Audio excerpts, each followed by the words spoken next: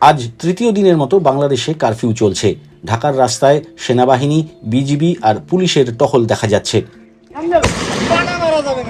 সোমবার ঢাকা মহানগর পুলিশের অতিরিক্ত কমিশনার হারুনার রশিদ বলেছেন, কোটা সংস্কার আন্দোলনকে কেন্দ্র করে সংঘর্ষ, হামলা, ভাঙচুর, অগ্নিসংযোগের ঘটনায় জড়িতদের চিহ্নিত করে মামলা দায়ের করা হচ্ছে। মিস্টার রশিদ বিবিসি বাংলাকে বলেছেন, যেভাবে মেট্রো রেল, এক্সপ্রেসওয়ের মতো স্থাপনায় ভাঙচুর করেছে, আগুন দিয়েছে, বিটিভিতে হামলা চালিয়েছে, পুলিশদের হত্যা করেছে, এরকম প্রত্যেকটি ঘটনায় মামলা হবে। এই ঘটনায় জড়িত সন্দেহভাজনদের তালিকা তৈরি করা হচ্ছে বলে তিনি জানিয়েছেন। এর আগে রোববার নাশকতাকারীদের ধরতে দেশব্যাপী চিরুনি অভিযান শুরু হয়েছে।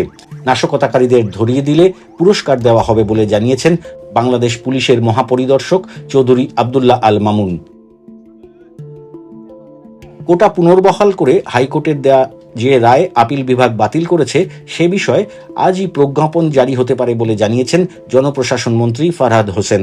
তিনি বিবিসি বাংলাকে বলেছেন, কোটার প্রজ্ঞাপন প্রস্তুত করে রাখা রয়েছে, প্রধানমন্ত্রী অনুমতি দিলেই এটা আমরা দেব। তবে আগামীকাল মঙ্গলবার সকালেই প্রজ্ঞাপন দেওয়ার সম্ভাবনা বেশি। তবে এর মধ্যে তিনি যদি অনুমতি দেন তবে এটি দিয়ে দেওয়া হবে। একই সাথে কিভাবে সাধারণ ছুটি বা কারফিউর বিষয়ে সিদ্ধান্ত নেওয়া হবে সেটিও বিবেচনাধীন রয়েছে বলে তিনি জানিয়েছেন।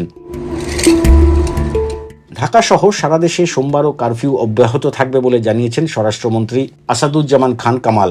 এদিকে জনপ্রশাসন মন্ত্রী ফারহাদ হোসেন জানিয়েছেন, সারা দেশে কারফিউ অব্যাহত থাকলে সাধারণ ছুটি বাড়ানো হবে। তবে মঙ্গলবার থেকে ঢাকা মহানগর ও ঢাকা জেলা, নারায়ণগঞ্জ, নরসিংদী ও গাজীপুরের কারফিউ কতদিন চলবে, কতক্ষণ শিথিল থাকবে তার সিদ্ধান্ত নেবে স্বরাষ্ট্র মন্ত্রণালয়। বাকি জেলাগুলোয় এই সিদ্ধান্ত নেবে জেলা প্রশাসন। অন্যদিকে ইন্টারনেট বন্ধ, মোবাইল ফোনও ঠিকমতো কাজ করছে না, তাই প্রবাসী বাংলাদেশিরা বড় সমস্যায় রয়েছেন। তারা দেশে পরিবারের সঙ্গে যোগাযোগ করতে পারছেন না, এমনটা বহু মানুষ বিবিসির ফেসবুক আর ইউটিউবে মন্তব্য করছেন।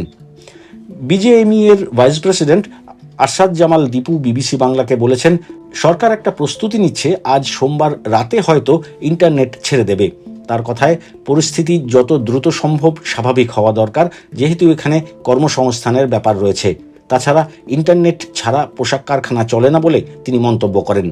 ইন্টারনেট বন্ধ থাকায় বাংলাদেশে বিবিসির সহকর্মীরা প্রতিনিয়ত খবর সংগ্রহ করলেও সরাসরি সেসব খবর দর্শক এবং পাঠকদের কাছে পৌঁছিয়ে দিতে পারছেন না অনেক সময়। তবে যখনই কোনো খবর পাওয়া যাচ্ছে তা দেওয়া হচ্ছে বিবিসির ওয়েব পেজে bbcbangla.com-এর লাইভ পাতায়। আপনারা সর্বশেষ খবরাখবর পেতে ওই পেজেই চোখ রাখুন।